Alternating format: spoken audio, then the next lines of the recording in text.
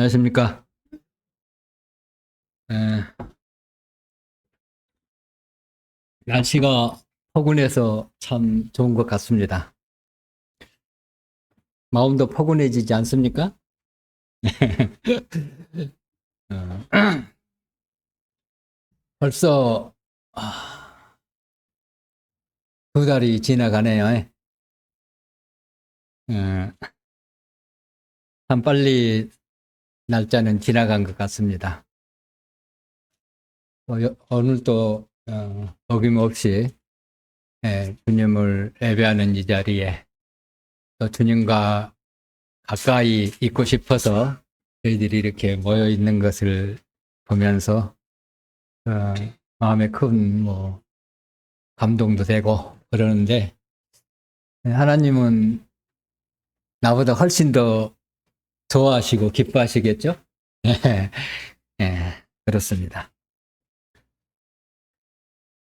이제 나이가 이제 들어오면서 전에 이제 젊었을 때 또 중년 시절 때 하나님과 그 관계하는 것들이 조금씩 때로는 멀어져 가는 그런 느낌?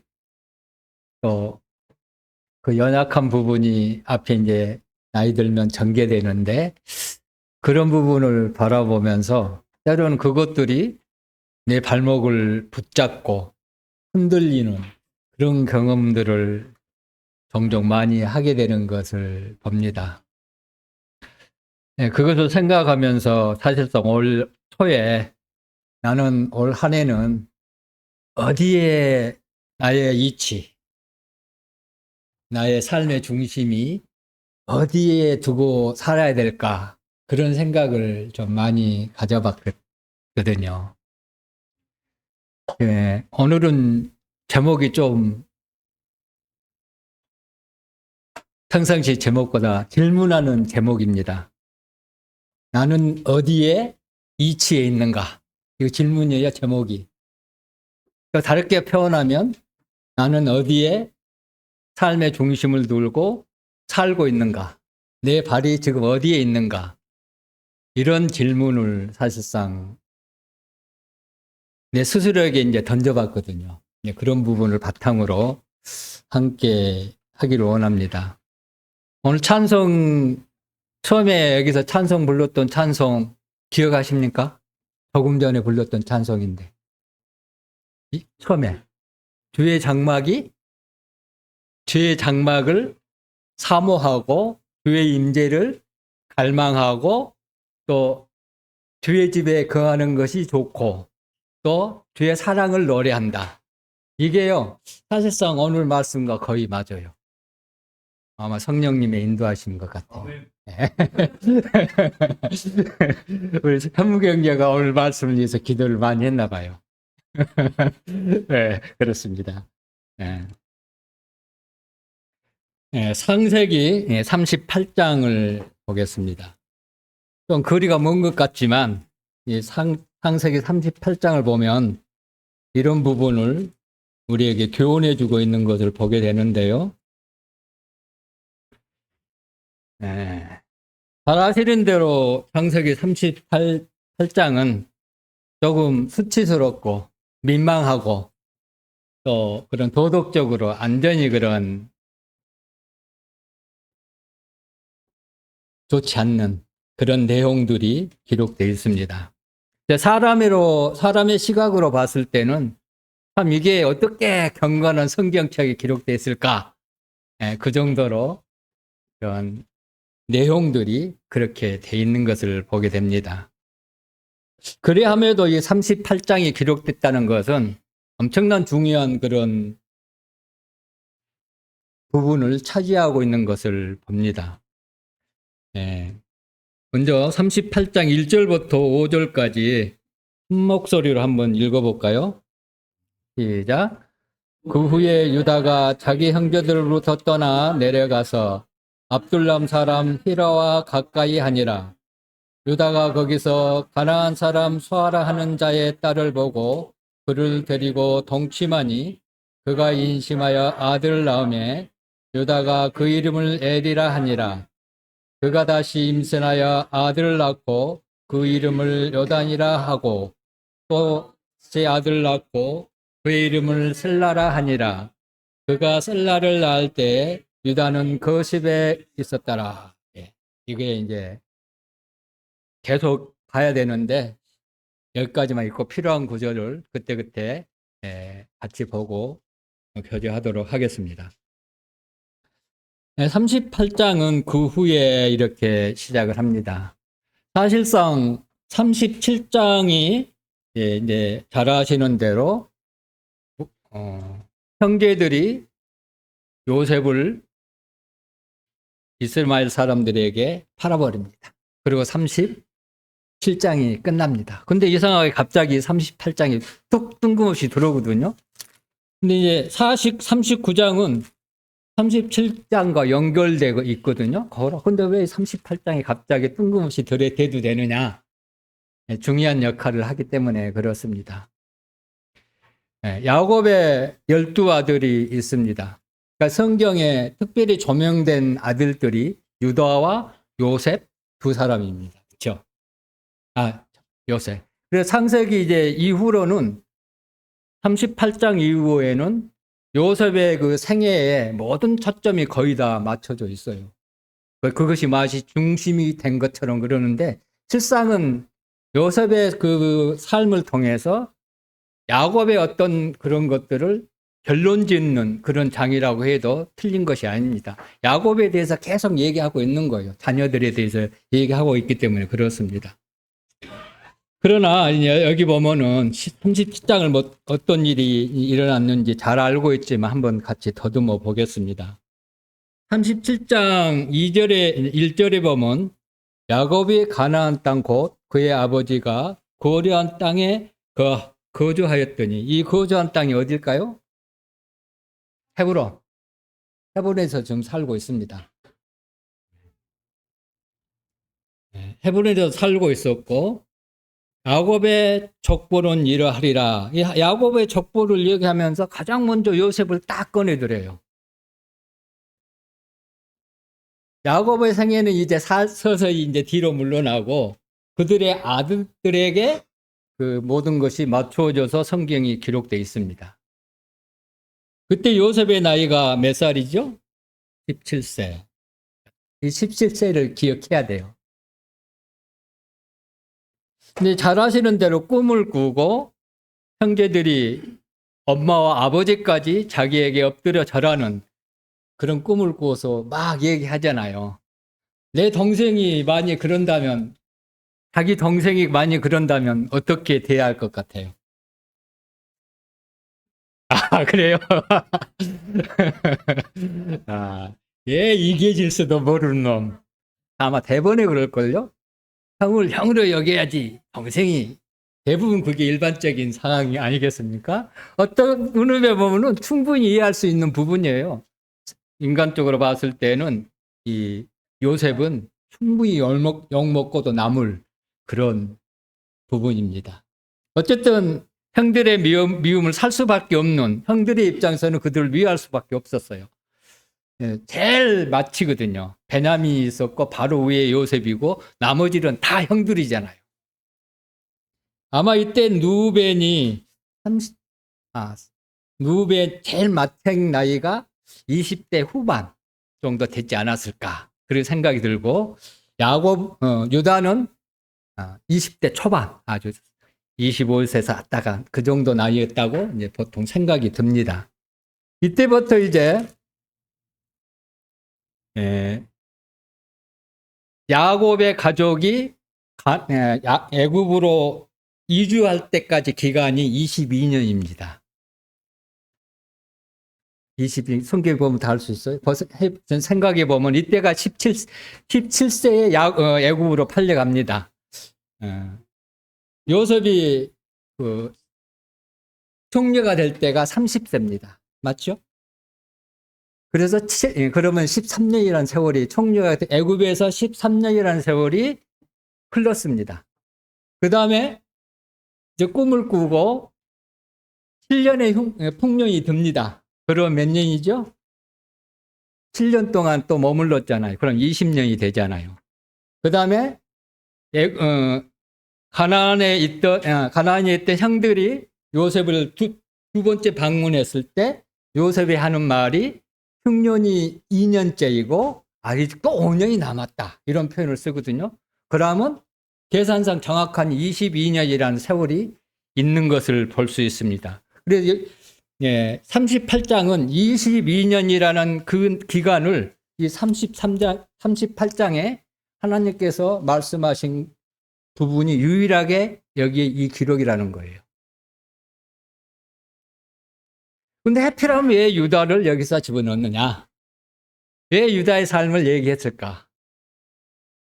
유다 위에는 3명의 형제들이 있습니다. 형들이 있습니다. 제일 큰 형이 누구죠? 그 다음에 형이 누구죠? 시므온. 그 다음에 누구죠? 유다입니다. 왜 3명의 형들이 있는데 유다가 여기서 거론됐을까? 잘 아시는 대로 유다는 메시아의 족보의 조상으로 뭐 아브라함이 됐지만 사실상 유다의 지파로 말미암아 왕이 이루어지잖아요. 나중에 보면은 그렇습니다. 그래서 여기 이제 이걸 기록해 조명하고 있습니다. 그래서 여기서 보면은 하나님께서 유다를 다루시고 그 성에서 역사하셔서 유다를 지금은 형편없는 사람이지만 나중에 가보면은 그 인격도 하나님에 대한 신앙도 엄청나게 성숙해 가는 모습이 성경에 계속 기록되어 있는 것을 보게 되는데요. 그런 부분을 보기를 원하고요. 그래서 유다가 어디에 있기를 원했는가? 또 이제 다말이 나오지요.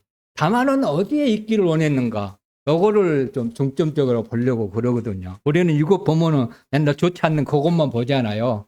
근데 그게 원래 메시지는 거기에 포인트가 있는 거예요. 유다가 어느 곳에 거했고 다말이 어느 곳에 있기를 원했는가? 여기에 생각을 가져봐야 된다는 거예요. 그래, 여기 이제 1절에 보니까 유다가 후에, 그러니까 이런 일이 후에 있었습니다. 그 동생을 팔았을 때 사실상 누벤이 죽이지 말고 엉덩이 던지자고 그랬잖아요. 이때까지만 해도 누벤이 약간의 형의 이치를 조금 가지고 있었던 거예요. 그러나 실상은 장자로서의 그런 권위, 품위, 또 장자로서의 그런 것들은 이미 상실하고 있었어요. 왜 상실했을까요? 자기의 소모, 자기 그러니까 엄마와 동침한 사건으로 이미 장자권은 박탈당한 거예요. 힘이 없어요. 루벤에게는. 그 다음에 시므온과 네이는 어떤 일로 말미암아 그런 장자권 다물에 이어져야 되는데 없어졌을까요? 세겜에서의 그 사건, 그걸로 말미암아 사실상 그들에게 장자권이 밀려주지 않습니다. 나중에 보면 장자권은 누구에게 넘어가죠? 요셉에게 넘어가는 것을 볼 수가 있습니다. 그러나 이제 유다에게 어떤 의미에서 보면 그 형제들에게 그 메시아의 그 아버지로서 이제 그런 부분을 여기서 이제 보고 있는데요. 그리고 유다에 보면은 26절에 7장 26절에 보면은 유다는 그나마 조금의 그 마음에 양심이 좀 있었던 것 같아요. 그 사실상 그 무덤에 이제 그 물이 없는 구덩이에 던져 놓으면 사람이 없으면 죽게 되겠잖아요. 그때는 이제 광야이기 때문에 죽게 될진데 그래도 이제 유다가 형제들에게 얘기를 합니다. 위에 이제 3명, 이때는 누벤이 없었죠. 다른 데로 갔는데 어디로 갔는지 모르겠어요. 그 광야인데 갈 만한 곳이 어디 있었을까? 그런 생각도 두 가지를 생각해 볼 수 있는데 아마 양을 치러 잠시 갔을 수도 있고 이런 상황이 좀 회피하고 싶은 마음이 있어가지고 잠시 피할 수 있는 그런 생각을 두 가지로 이제 생각해 볼 수 있는데 어쨌든 요셉을 형제들이 구덩이에 던져놓고 있었습니다. 그거 보면 이제 그러면 아마 다 떠나버리면 물도 없고 그러니까 얼마나 견디겠어요? 광야에서 죽을 수밖에 없는 그런 상황인 것을 보게 되는데 유다가 이제 형제들에게 우리 동생을 죽이고 그 피를 덮어둔들 무엇이 유익할까? 26절에 유다가 이제 형으로서 어떤 권위가 말에 대한 권위가 있었던 것 같아요. 그거 다 따르잖아요. 다른 사람들이. 위에 뒤에 형, 밑에 모든 동성들이 그것을 이제 받아들여 가지고 어디로 팔아버리나요? 상인들에게 26절에 28절에 상인들에게 팔아버리는 것을 볼 수가 있습니다. 그래서 그렇다고 이 유다가 팔아버린 것이 좋은 일이에요, 나쁜 일이에요? 뭐 그것도 역시 동일하게 형제를 팔아버린다? 그거는 참 좋지 않는 그런 일이죠. 악한 일이죠, 사실은요. 그러나 일말의 그 생명에 대한 그런 귀한 것을 알고 있었기 때문에 죽일 수 없어가지고 팔아서 이제 거기 가서 죽든 살든 알아서 해라. 그런 마음으로 우리 선의로는 피를 흘리기 싫다. 그런 생각을 가졌던 것 같아요.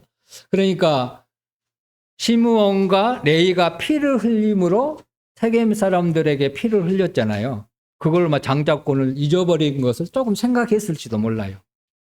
예. 어쨌든 그런 가운데서 팔라버리고 이제 아버지가 그 요셉을 엄청 사랑했잖아요. 근데 아버지의 그 슬픔이 얼마나 컸겠어요?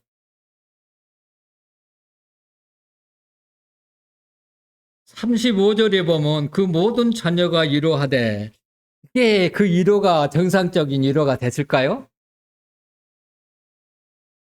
35절에 아버지의 슬픔을 보고 자기들이 팔아놓고 아버지가 실패한데 위로를 한다? 좀 무섭지 않아요?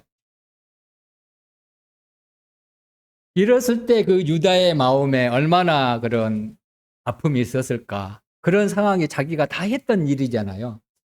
그 어려움, 형제들을 대하는 거, 부모를 대하는 그 마음이 굉장히 불편하고 어려웠을 거예요. 그게 그 마음을 계속 짓눌렀다는 거예요. 그래서 어떤 의미에서 보면 그것을 회피하기 위해서, 그것을 잠시 피하기 위해서 이 압둘라라는 지역에 가게 됩니다. 네. 압둘람. 맞죠? 아둘람. 네. 이런다니까, 이제. 글씨도 못 읽은 것 같아요.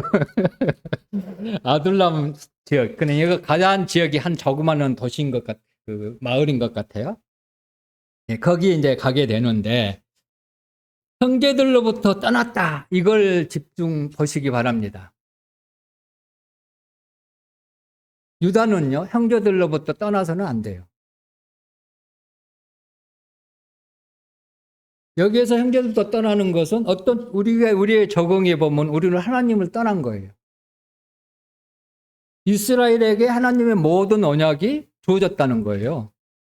이스라엘을 통해서 아브라함을 통해서 오는 언약이 지금 이스라엘, 그 12자녀들, 그 가족에게 지금 계속 그 유업이 이어지고 있는 상태거든요. 그것을 떠났다는 것은 하나님과 잠시 떠난 거라는 거. 우리는 어려운 일 있을 때 어디로 피신하나요? 부부싸움 했을 때 일요일 아침에 부부싸움을 일을 해요. 종교할 때 있잖아요. 하다 보면은. 그럼 어디로 가장 먼저 생각든 게 무슨 생각이죠? 이 상태에 어떻게 교회가? 이런 경우가 비슷하다는 거예요. 그렇게 되면 일요일 날 또 이제 집회 때 참석 못하는 경우가 종종, 저도 이제 신혼초에 때 종종 그런 경우, 진짜 일요일 날 안 나온 경우가 있었어요. 경험한 거거든요. 그러면 그는 하루 종일 편안합니까? 그러면 그 마음속에요, 별 희한한 생각이 막 들어와요. 다른 생각들이. 옛날 했던 것들 막 들어와요. 하루 종일 거기 앉아 집에 있으면. 아마 무슨 사람 아마 경험을 해봤을 것 같아요. 경험 안 해봤으면 진짜 좋은 거고요. 경건한 삶을 계속 살았던 사람들이 그렇습니다. 예, 그런 부분. 또 교회에서 어떤 문제가 일어나면 형제들이 싫잖아요. 그럼 보기 싫다고 때로는 교회 가기 싫어. 그런 마음이 이 유다의 마음 속에 동일하게 우리에게 있다는 거.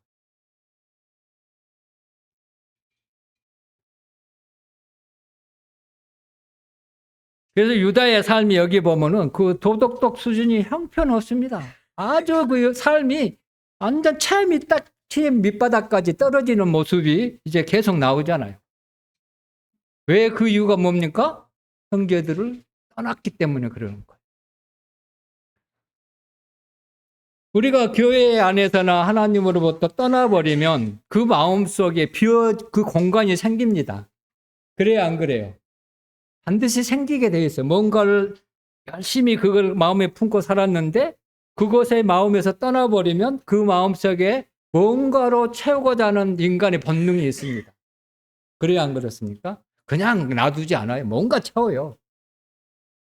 그게 절호 찬스를 이용한 게 누구냐? 사단입니다.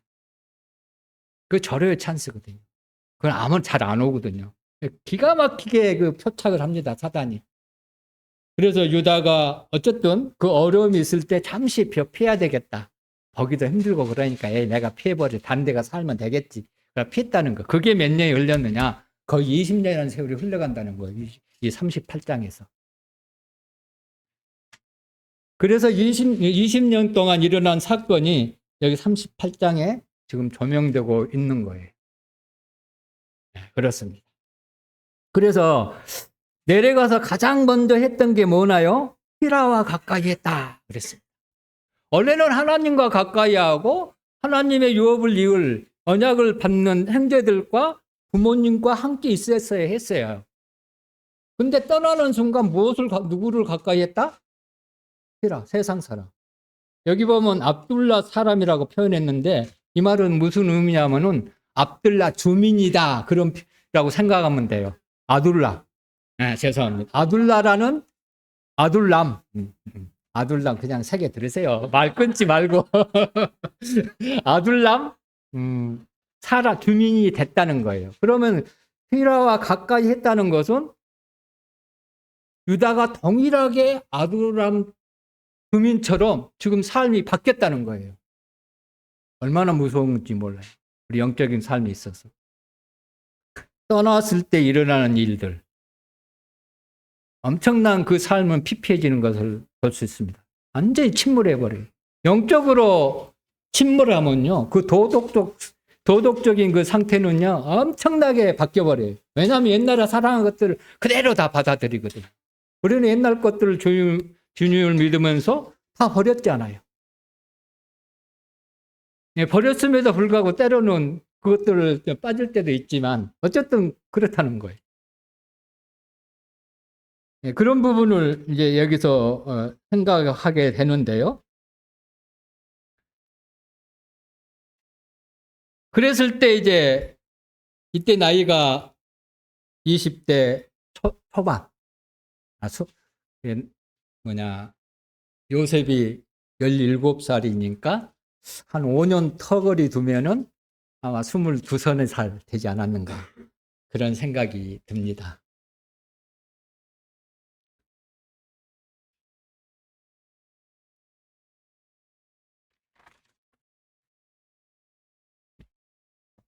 그래서 우리는 그러면 누구와 가까이 하는 게 필요할까요?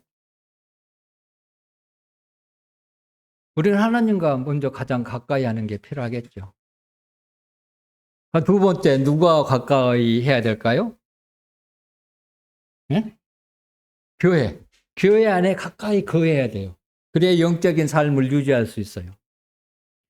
또 교회 누구하고 또 가까이 친밀하게 지내야 될까요? 성도들과. 이건 세 가지는 반드시 영적 삶을 누리기 위해서는 반드시 가까이 해야 할 부분이라는 거예요. 어떤 문제가 이런 관계 속에 문제가 생겼을 때 세상으로 피신하지 마십시오. 그 안에서 해결해야 돼요.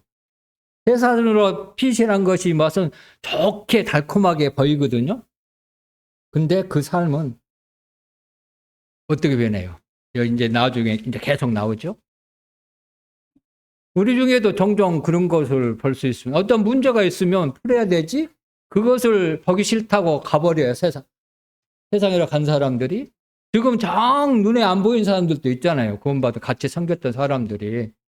이게 유다와 같은 경우라는 거예요. 우리도 이게 보장받을 수 없는 거예요, 나도.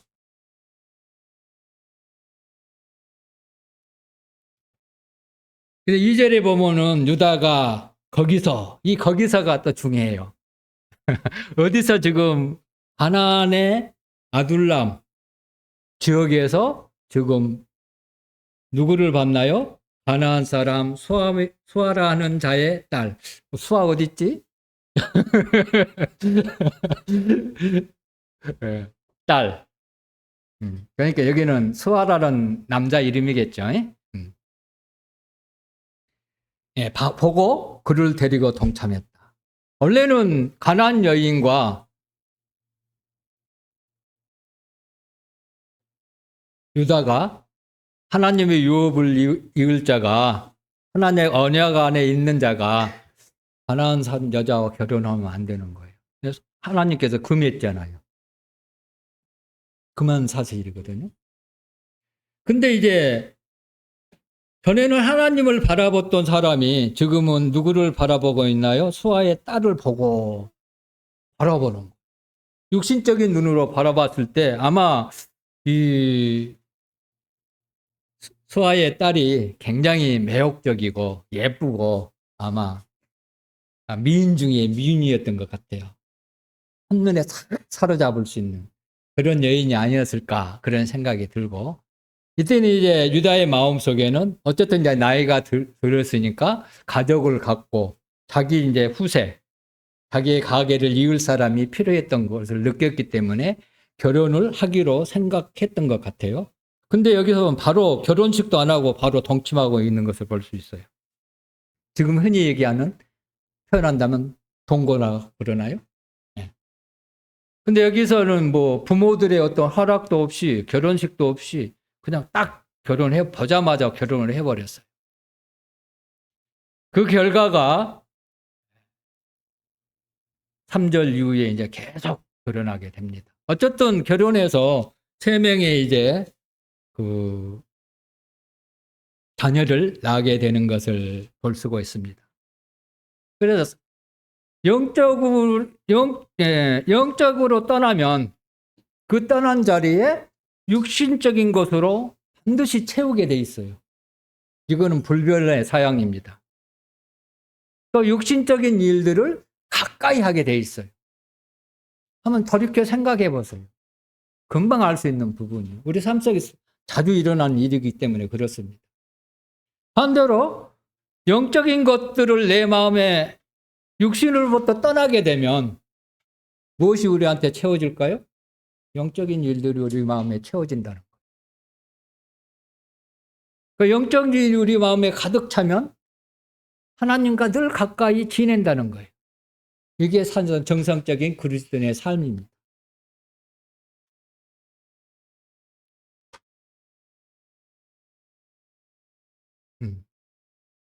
그래서 이제 엄마가 자녀들에게 많은 영향을 끼칩니다. 그렇죠? 원래 엄마가 자녀들하고 있는 시간이 더 많습니다. 아빠보다. 그러지 않습니까? 일반적으로 봤을 때. 지금이야 맞벌이 하니까 그러지만 지금은 옛날에는 거의 남자들이 일을 하고 여자들은 대부분 자녀에서 자녀 교육을 시켰잖아요. 지금 상황이 약간 바뀌. 그래도 자녀 교육은 엄마가 더 비중을 많이 차지하고 있습니다. 여전히. 그래서 자매들의 영향을, 엄마의 영향을 사실상 더 많이 받고 자라는 거예요.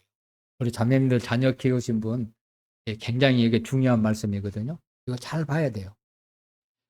여기 그 유다의 부인은 그러면 어느 사람이었습니까? 가나안 사람. 가나안의 그 문화적 배경은 형편없었어요. 세상을 즐겨했고 자기 하고 싶은 대로 성적으로 아주 문란한 그런 시대였어요. 요즘은 성적으로 문란한 시대가 아닙니까? 엄청 심하잖아요. 그때보다 아마 더 심했을지도 모르는 게 이 시대입니다. 그렇습니다. 어쨌든 그런 것을 여기서 보면서 우리는 영적인 것이 내 마음속에 떠나지 못하도록 해야 되는데, 이 영적인 것을 떠나게 했던 이유가 37장에 요셉으로 팔므로 말미암아 일어나기 시작했다는 거예요. 이건 기억해야 돼요. 그러니까 어떤 일에 있어서 아마 우리 삶 속에서 사소한 어떤 잘못을 피하기 위해서 더 큰 것들을 거기에서 회피하거나 벗어나면 더 큰 것들을 이룰 수 있다는 거예요. 여기 정상적인 가정이 아니에요, 지금. 여기 정확하니 기록이 되어 있지 않지만 5절을 유추해 보면 좀 알 수 있는데요. 그가 또다시 아들 낳고 그 이름을 셀라라 하니라. 이거 세 번째 아들이군요. 근데 보면요. 그가 셀라를 낳을 때, 그러니까 그 여자가 소아의 딸이 그 세 번째 아들을 낳았을 때 유다는 그곳에 있었습니까? 없었습니까? 없었어요. 지금 시대에 그랬다면 아마 난리 날걸요. 남자 아마 죽을걸요. 이걸 보면은 아마 그 가정이 별로 원만하지 못했던 것 같아요. 그래서 이 엘과 어단과 셀라는 가나안의 문화에 이미 다 그 모든 생활과 마음이 다 찌들어져 있었어요. 아마 유다가 분명히 자녀들에게 하나님의 언약에 대해서 믿음에 대해서 분명히 얘기했겠죠. 전혀 안 할 수가 없죠. 그러나 이들은 엄마의 영향을 더 많이 받았다. 이것을 봤던 거예요. 그래서 내가 이건 잘못된 결혼이라 아마 깨달을 수도 있었어요. 어쨌든 그런 상황 속에서 이제 유다는 혼자가 필요했어요. 계속 이어나가야 되니까 이제 얘를 잠가 보내요. 이때 얘들이 10대예요, 10대. 많이 먹었어야 봐야 18, 9, 뭐 그 정도 되지 않았을까? 네, 생각이 듭니다. 정확한은 모르겠지만 어쨌든 10대. 아주 22년이라는 세월 속에 이 세 명이 결혼을 했기 때문에 아마 굉장히 짧은 나이가 아니었을까 그런 생각해 볼 수 있는데 어쨌든 그랬습니다. 근데 여기 보면은 엘도 약하고 원한도 하나님 앞에 여호와 보시기에 악했다. 이런 표현을 씁니다. 10절에서도 여호와 보시기에 악함으로 그를 죽였다. 하나님께서 죽였다는 거예요. 아마 이게 하나님께서 한 개인을 위해서 죽이는 것은 이번이 처음입니다. 구약에서는 소돔과 고모라 어떻게 했습니까? 단체로 그냥 죽였잖아요. 또 노아 시대 때도 단체로 사람을 죽였어요. 근데 여기에서는 한 개인에게 이렇게 이제 하는 것을 볼 수가 있습니다. 여기서 우리가 생각할 수 있는 것이 유다가 메시아의 그런 조상으로 이어질 것은 이 사단은 알고 있었어요. 계보에 이제 방해를 놓고 있는 거예요. 못 있도록. 또 흠을 내고 있는 거예요. 창피하잖아요.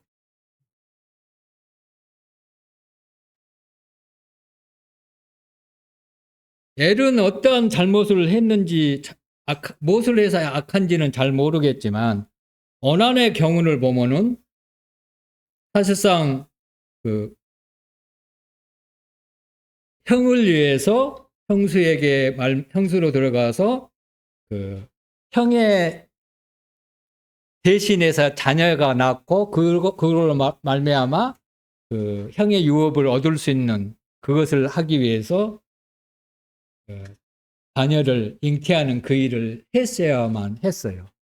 그래야만 그 계보가 이어지잖아요. 근데 그것을 안 했다는 거예요. 하나님께서 그것을 악하게 보셨다 이렇게 표현을 쓰고 있습니다.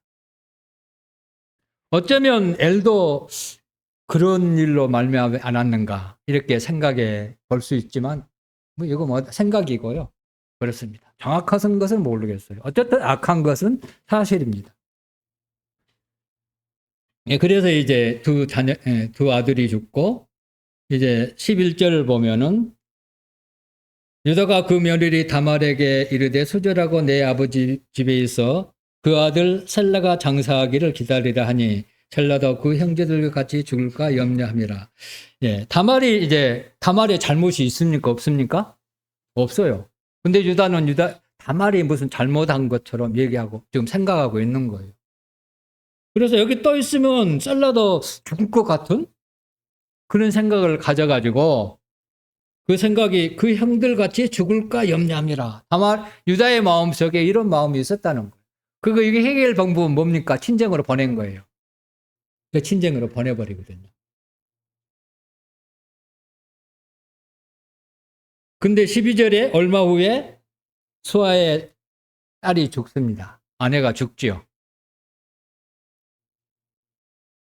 유다가 위로를 받은 후에 그 친구 압둘람 사람 히라와 함께 딥나로 올라가서 여기 보니까 아둘람 또 그러네. 자꾸 그러네. 아둘라 사람 히라가 얼마나 가까이 지냈는가를 알 수가 있습니다. 이건 사업을 같이 하고 있거든요. 같이 양을 치는 일에 함께하고 있는 것을 볼 수 있지 않습니까? 이걸 볼 수 있고 또 20절을 넘겨보면 20절에는 유다가 그 친구 아둘람 사람 손에 부탁하고 이거는 이제 잘 아시는 대로 은밀하게 이제 거기 상녀와 동침한 이후에 그것을 숨기기 위해서 은밀하게 히라라는 사람을 보내는 것을 볼 수 있습니다. 그 은밀한 것까지 함께 나누는 그런 막연한 사이였어요. 얼마나 가깝게 지냈는가를 알 수 있잖아요. 그 자기의 치부를 얘기하고 있는 거거든요. 그렇잖아요. 그 정도 이제 가까이 지냈으니까 유다의 삶은 형편없었던 거예요. 이때 당시는.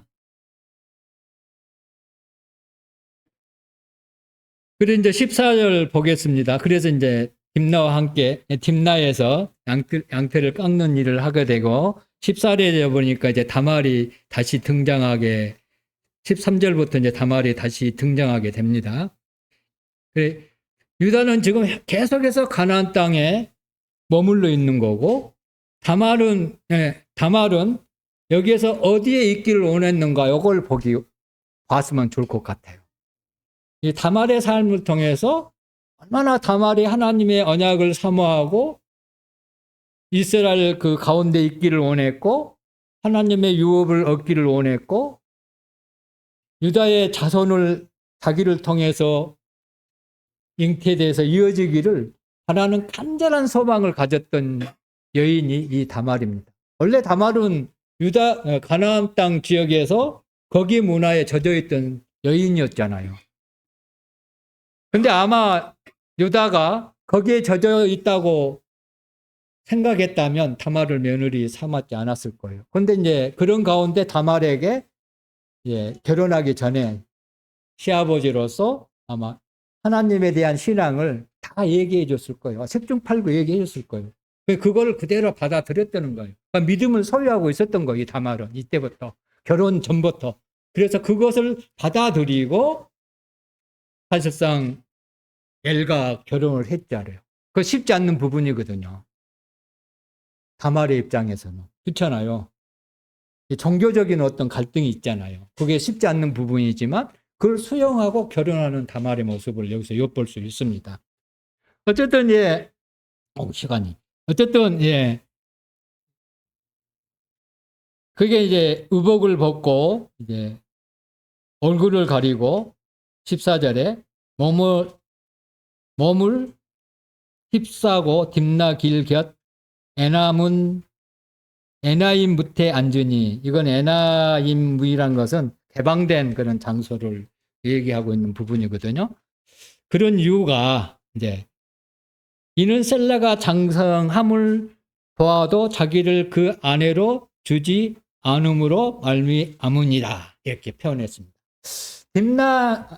다말이 시아버지하고 하는 것들이 성경에는 잘했다 잘못했다 한마디도 없어요.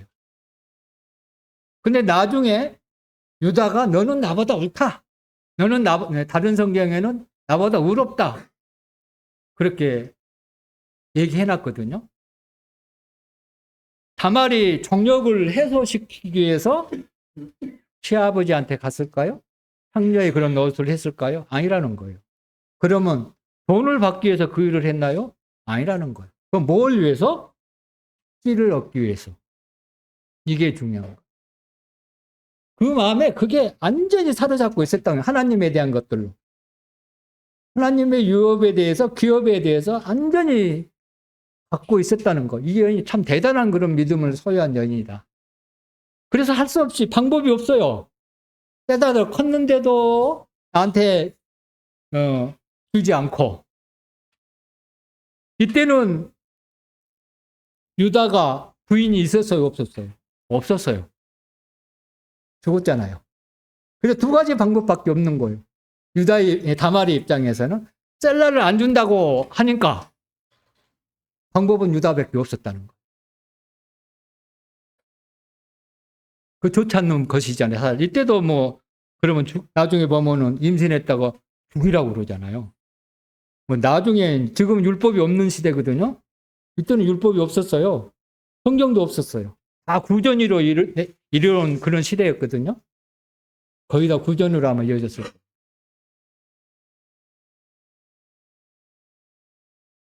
네. 이게 이제 이것에 다말의 마음을 읽어야 돼요. 이 부분에서.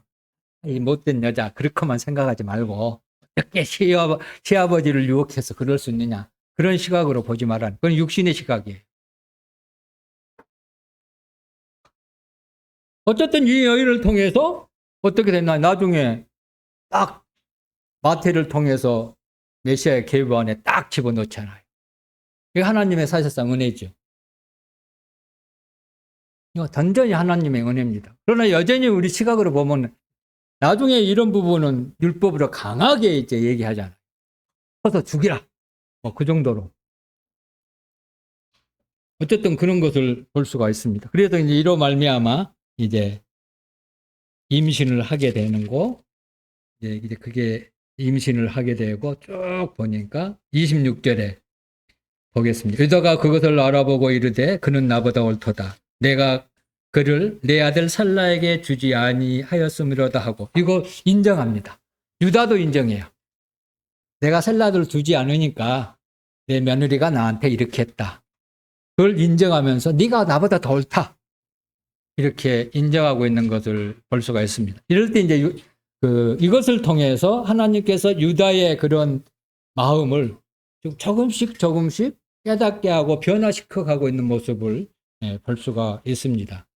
자, 이걸 통해서 이제 두 베레스가 나오고 세라가 이제 다말을 통해서 나오는데, 이제 이 일로 말미암아 베레스가 이제 그 유업을 이어나가잖아요.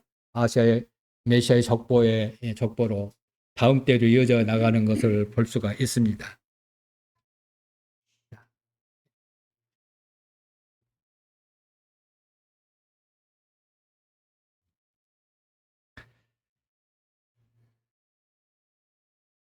그래서 다말의 이제 생을 보면은, 다말은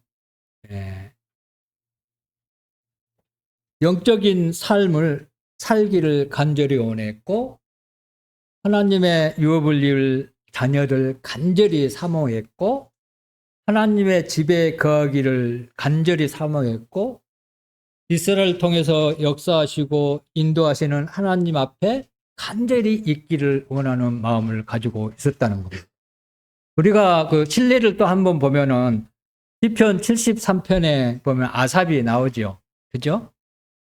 아삽이 세상 사람의 형통함을 보고 그거를 굉장히 부러워했어요. 거기를 쫓아가려고 했는데 나중에 이제 성전에 가까이 갔을 때 그들의 삶이 헛된 것을 알고 마지막 절에 하나님과 가까이 하는 것이 복이다. 이런 결론을 내면서 마지막 부분에 한번 볼까요? 기억이 마지막 시편 73편에 나와 있는데요. 이것도 우리에게 많은 그런 부분이 시편 73편.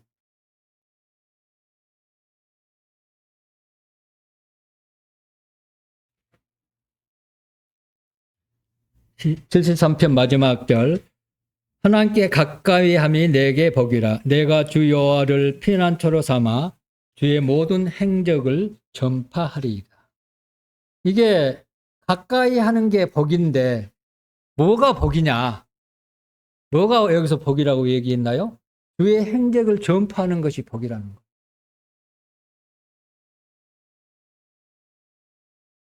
하나님을 가까이 하지 않는 사람은 하나님께서 오는 복들을 알 수가 없어요. 깨달을 수도 없고 경험하지도 못해요. 그러니까 하나님에 대해서 전파할 수 있는 능력이 없는 거예요. 하나님에 가까이 하는 사람이 영적인 삶을 살 수 있는데 그 복들을 하나님께 허락하시고 그 삶을 통해서 하나님의 영광이 나를 통해서 나타난다는 의미예요. 이 말이죠. 그런 의미거든요. 전파할 수 있다는 것은 하나님과 가까이 하는 게 가능한 거거든요.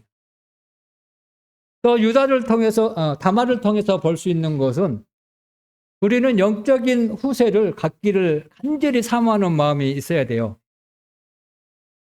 또 다르게 접근하면 복음을 전하기를 간절히 원해야 된다는 거예요. 복음을 통해서 하나님의 자녀들이 잉태하잖아요. 태어나지 않아요. 복음을 잘 도가지 않으면은 우리가 하나님의 자녀로 거듭날 수 있습니까? 없잖아요. 하나님의 자녀라면 다말처럼 내 후세를 통해서 하나님의 유일자를 간절히 갖기를 원하는 그런 소원한 마음을 우리는 가져야 됩니다. 근데 저도 이제 많이 그게 잘 처음 구원받았을 때는 열정적으로 했는데 왜 그런지 세월이 지나면 더 많이 해야 되는데 그게 없어진지 모르겠어요. 이런 거 보면서 이제 그런 부분에 대한 생각을 다시 가져보게 됐습니다. 어쨌든 그렇게 해서 이제 38장이 끝나면서 이후에 유다가 어떻게 변해가는가를 짧게 한번 살펴보겠습니다. 42장을 보겠습니다. 이거 하나님의 은혜로 계속해서 유다의 삶 속에 개입하신 것을 볼 수가 있는데요. 21절 볼까요? 42장 21절. 이 부분은 이제 첫 번째로 이제 양식을 사러 갈 때 일어나는 일입니다. 21절에 보면은 그들이 서로 말하되 우리가 아우의 일로 말미암아 범죄하였도다. 그가 우리에게 애결할 때에 그 마음의 괴로움을 보고도 듣지 아니하므로 이 괴로움이 우리에게 임하도다. 하나님께서 요셉을 통해서 자기들이 잘못을 범했잖아요. 자기들이. 근데 요셉을 통해서 자기의 잘못을 지금 깨닫게 하고 뉘우치도록 좀 역사하고 있는 부분이에요. 어떤 측면에 보면은 아마 요셉을 팔지 않고 애굽에 가지 않았다면 이들은 가나안 땅에서 계속 머물러 살 수밖에 없어. 물론 가나안 땅은 하나님께서 주신 땅이지만 아직은 하나님께서 정착하지 않는 그런 단계에 있었고 이때 당시만 해도 가나안의 문화를 엄청 이 자녀들이 많이 받아들였던 것 같아요. 그래서 하나님 입장에서 어떤 보면은 가나안 땅에 벗어나서 애굽에서 정착하면서 많은 사람을 번식시켜서 다시 가나안으로 들어오는 것이 하나님의 목적이 아니었는가 그런 생각이 들어요. 사실상 그게 이제 그대로 진행되잖아요. 그래 보면은 여기 보면은 세 가지를 이제 보게 되는데요. 첫 번째로 우리의 기억은 사라지지 않는다는 것. 또 하나님께서는 기억하고 계신다는 것. 이 말씀을 통해서 보면은 한 20년이라는 세월이 지나서 어쩌면 이들이 기억을 잊어버릴 수 있는 아마 지워버렸겠죠. 동생에 대해서 20년이 지났으니까 뭐 살아있겠어. 이미 죽었겠지. 종으로 팔려갔으니까 애굽으로. 그런 마음을 합리화시키면서 죽은 걸로만 알고 있었다는 거예요. 근데 지금 이전에는 이제 요셉과 계속 대화는 나눈 과정에서 간접적으로 이제 자기들이 요셉을 팔아넘긴 것에 대해서 양심적으로 이제 기억나기 시작한 거예요. 내가 그때 일이 얼마나 잘못했는가. 이 상황을 통해서. 여기 이제 21절에 보면 그 마음의 괴로움을 보고도 애걸할 때 그 마음의 괴로움을 보고도 우리가 듣지 않았다. 요셉이 얼마나 살려달라고 형들 왜 나한테 이렇습니까? 제발. 얼마나 애걸했겠어요. 근데 그걸 무시했잖아요. 그때 당시는. 근데 여기서는 이제 유다의 마음이 점점 바뀌어가는 것을 이걸 알게 된 거예요. 이때 하나님이 알게 하셨다는 거예요. 우리의 잘못은 반드시 기억나게 하고 그 기억을 반드시 이 땅에 살 때 바로 잡아 가시는 것이 하나님의 은혜다. 내가 잘못을 했는데 하나님께서 바로 잡아가지 않는다? 그러면 그 삶에 뭔가 이상이 있는 거예요. 하나님의 자녀는 반드시 어떤 잘못을 범했을 때 이 땅에서 반드시 잡아간다는 거예요. 하나님, 우리가 그리스도 심판대에 가면은 어떻습니까? 선악간에 각각 행한 대로 갚으리라. 고린도 후서인가요? 그런 그리스도 심판대를 얘기할 때 그렇게 표현한 부분이 있는데, 우리의 잘못이 그때 그리스도 심판에서 바로 잡는다는 그런 의미로 받아들이면 안 돼요. 이 땅에서 잡는 것. 그러니까 그때 당시 이제 사도 바울은 그리스도 심판대 앞에 있는 그런 심정으로 계속 삶을 살았던 거예요. 이게 또 중요한 거거든요. 우리도 그렇게 살아가야 돼요. 지금 이게 그리스도 앞에 심판대다 생각한다면 우리의 어떤 환경과 처지가 확 다른 방향으로 생각하겠죠. 그러겠어요, 안 그러겠어요? 주님이 지금 심판대 앞에 딱 바라보고 있는데 이런 마음이 필요하다는 거예요. 근데 여기서 이제 어쨌든 유다의 삶에 그들이 회개하고 돌이키는 그런 마음을 하나님께서 이 일을 요셉을 통해서, 우리 요셉의 관점에서 본 게 아니고 유다의 관점에서 지금 접근하고 있기 때문에 요셉을 통해서 잘못을 범했지만 요셉을 통해서 자기의 잘못을 깨닫게 하는 하나님의 놀라운 은혜가 여기서 볼 수가 있습니다. 우리도 많이 그런 것을 경험하잖아요.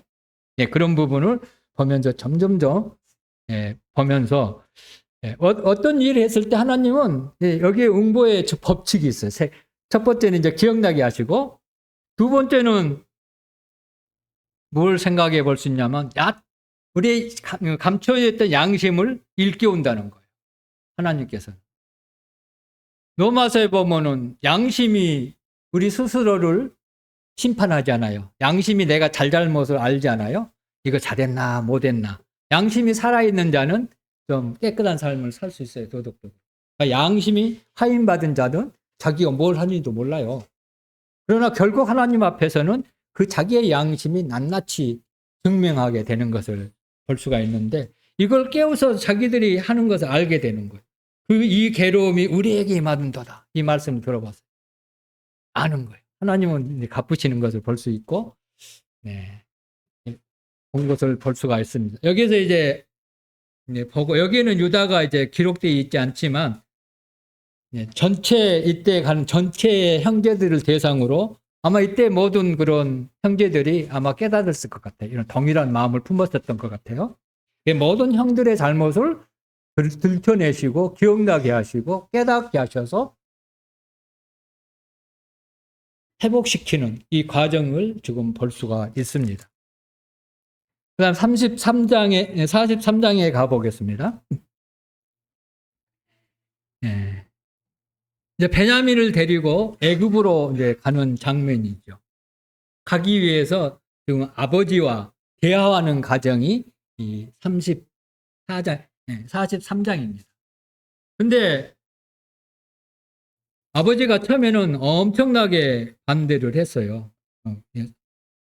42절에 보면은 누벤이 그 일을 먼저 하거든요.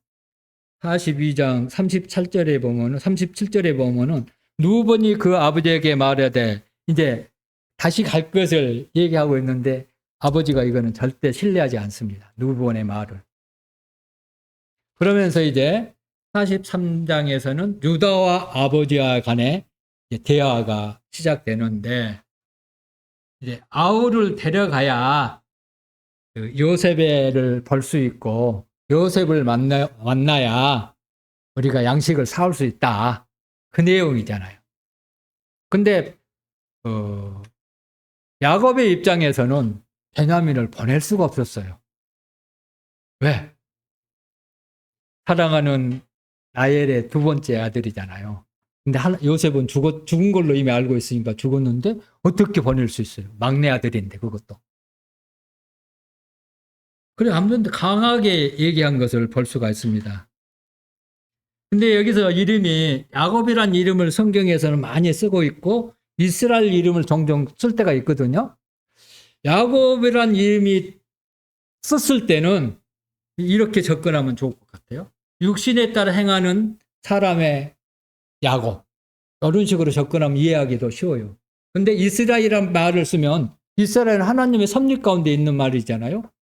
이스라엘 이름을 누가 지어줬어요?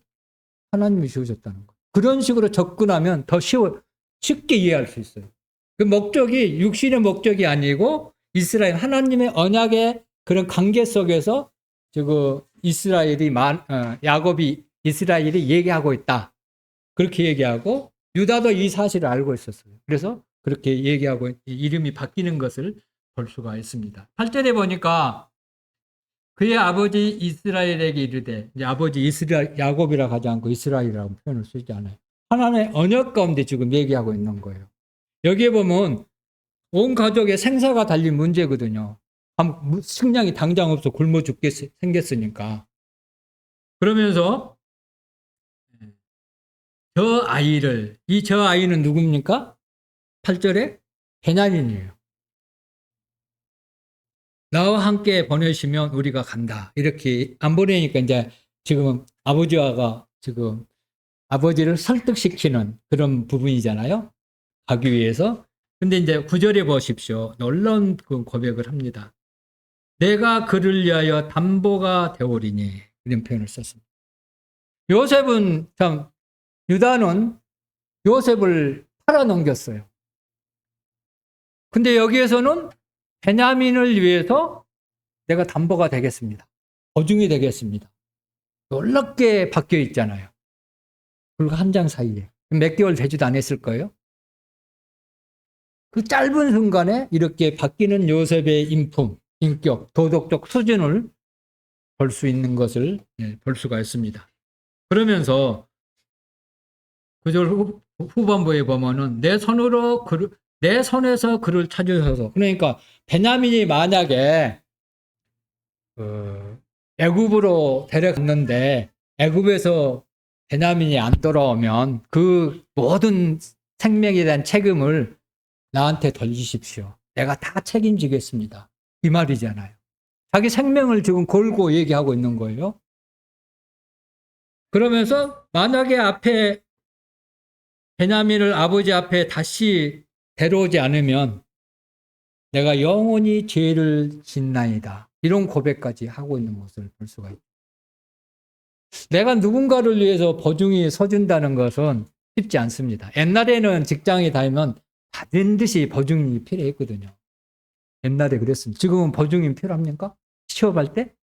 필요 없죠. 옛날에는 당연히 보증을 세웠어요. 저도 이제 전에 직장에 갈 때 지금은 소천하고 계신 누구지? 모친님 이름도 잘 생각이 안 나네.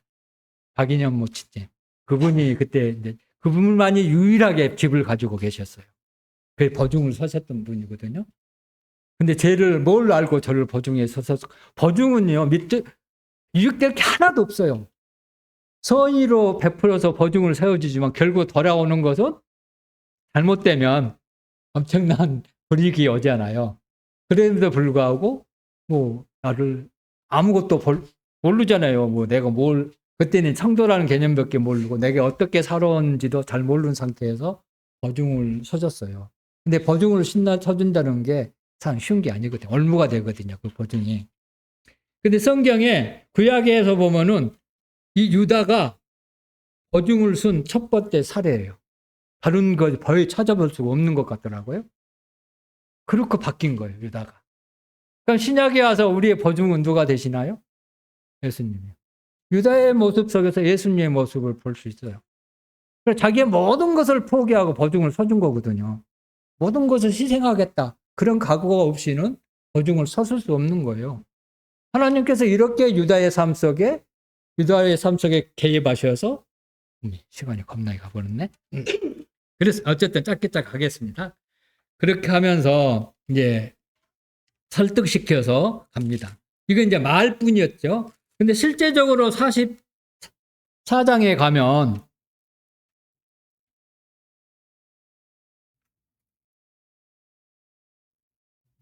44장 15절 위에 보면은 이제 유다가 베냐민을 데리고 이제 애굽에 도착합니다.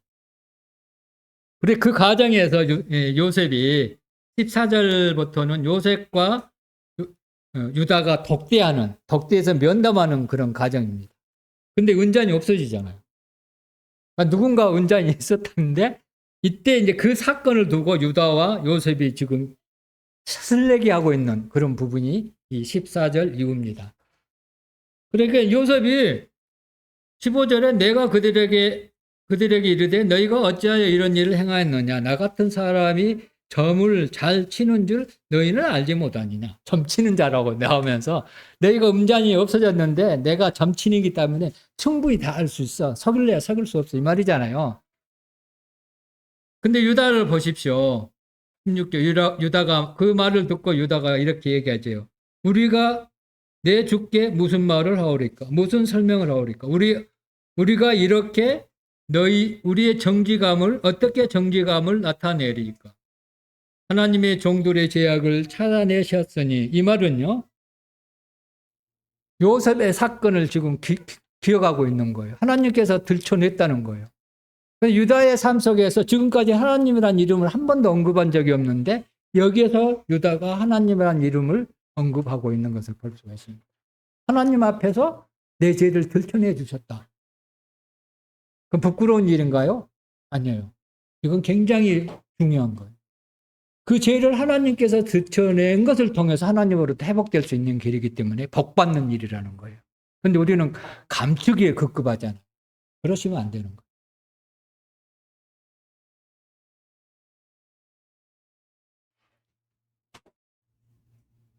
우리와 이제 16절 후반부에 우리와 이 잔이 발견된 자가 다 내 주의 노예가 되겠나이다.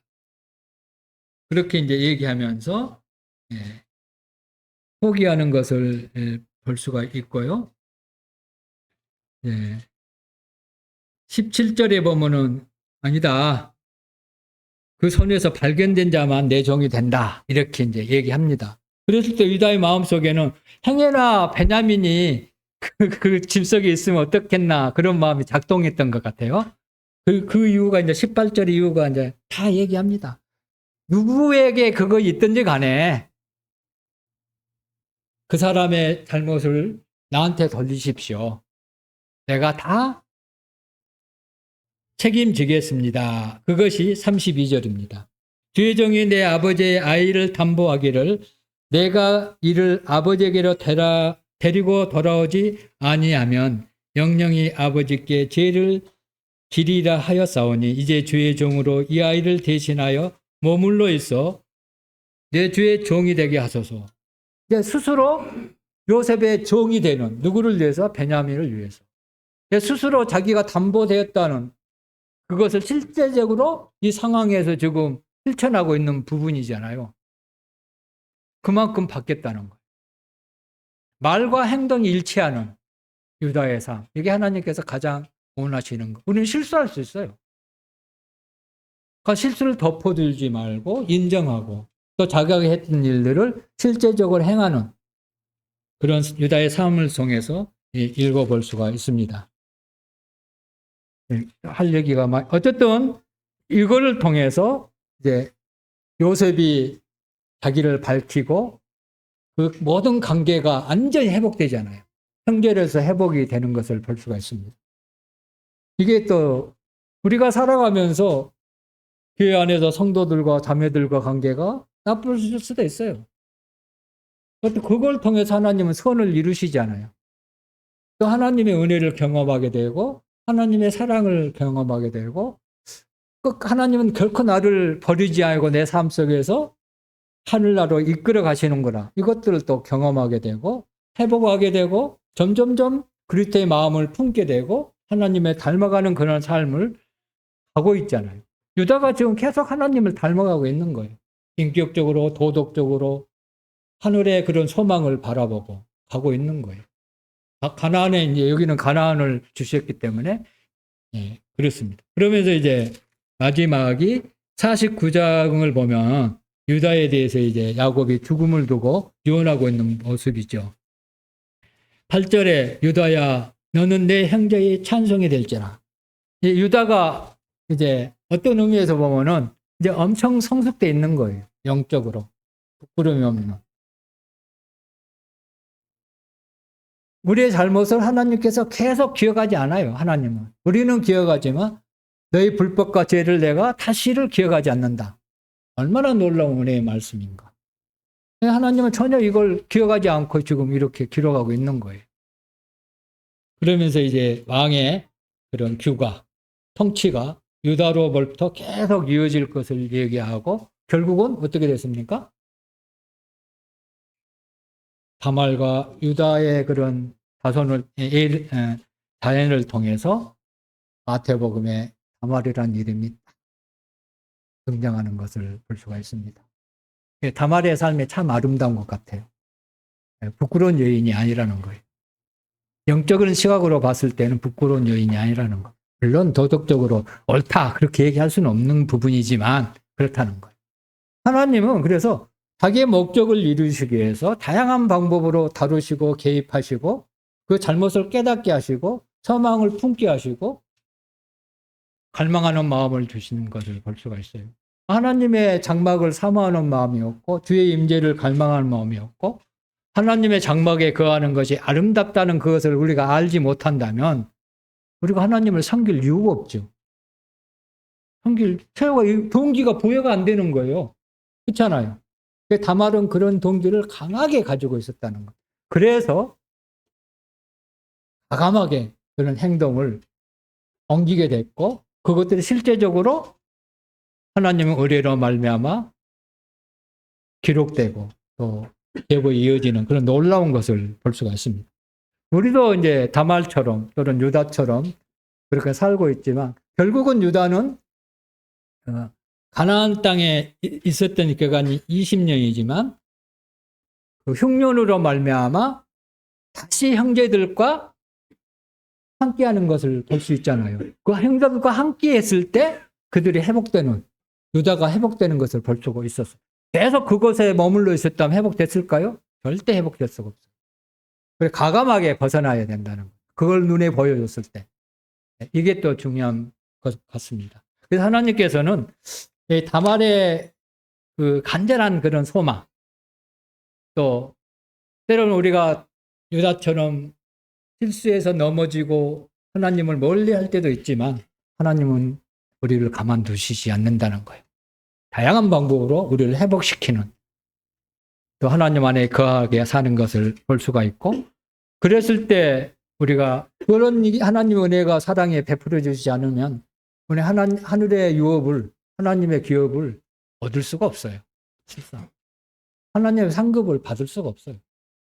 그런 부분을 기억하시면서 다말이 하나님의 장막 간절히 바랬던 마음 또 유다가 비록 실수했지만 하나님과의 떨었을 때 그 피폐해지는 그 침몰하는 삶을 교훈해주고 다시 하나님 앞에 나왔을 때 회복시키는 것을 통해서 하나님의 놀라운 그런 계획들을 성취해 나가시는 그것을 경험하면서 이게 우리의 삶 속에 늘 기억하면 좋을 것 같아요.